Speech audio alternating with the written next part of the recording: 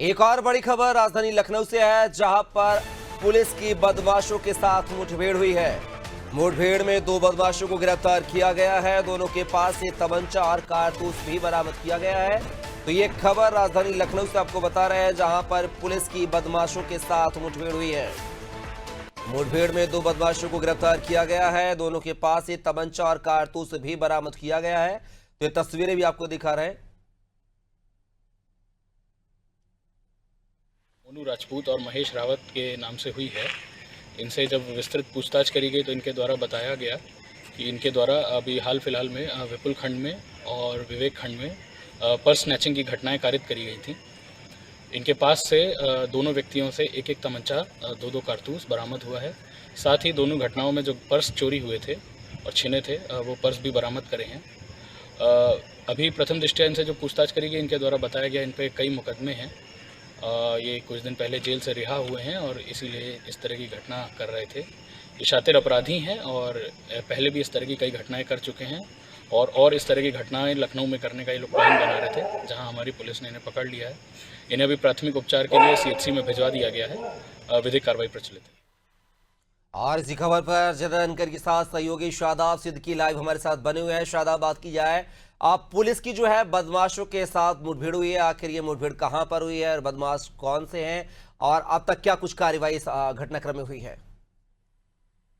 देखिए कपिल, आपको बता दें कि आज सुबह तड़के ही बदमाशों के बीच और पुलिस के बीच मुठभेड़ होती है। आपको बता दें कि चेकिंग के दौरान बिना नंबर प्लेट की गाड़ी जा रही थी। जब पुलिस ने उनको रोकने की कोशिश की तो उस पर बदमाशों ने पुलिस पर फायरिंग कर दी है, जिसके बाद जवाबी कार्रवाई में जब पुलिस ने फायर किया तो उसमें एक बदमाश के पैर पर गोली लगी, वहीं दूसरा बदमाश वहां से भाग निकला। तो हालांकि जब पुलिस ने उसको हिरासत में लिया और उपचार के लिए भेजा, वहीं जब दूसरे बदमाश के लिए पुलिस तफ्तीश कर रही होती है तो वहीं ज्ञानेश्वर मिल्स पार्क के पास दूसरे बदमाश से भी जो है पुलिस की मुठभेड़ होती है। वो उसी पहले पुलिस के ऊपर वो फायरिंग करता है। जब पुलिस का जवाबी कार्रवाई में पुलिस जब फायर करती है तो उसके भी पैर में गोली लगती है। हालांकि बताया जा रहा है कि जो गोमती नगर क्षेत्र की अगर बात करें तो कई ऐसे क्षेत्र हैं जहां पर लूट की घटनाएं की गई थी, चैन स्नैचिंग की गई थी महिलाओं के साथ, वो भी इन बदमाशों के पास से बरामद हुई है। वहीं एक बिना नंबर प्लेट की गाड़ी साथ में बरामद की गई है। उसके अलावा जो लूट का सामान है वो भी साथ में बरामद किया गया। तो फिलहाल DCP पूर्वी शशांक सिंह ने भी बताया, इस मामले में बताया कि सुबह तकरीबन 3 बजे तकरीबन मुठभेड़ हुई है। उसमें एक सहारा पुल के पास मुठभेड़ हुई, वहीं जो दूसरी मुठभेड़ हुई है बदमाश से, वो ज्ञानेश्वर मिल्स पार्क के पास मुठभेड़ हुई है। हालांकि अभी और जानकारियां जुटाई जा रही है, जो बदमाशों के नाम निकलकर सामने आ रहे हैं।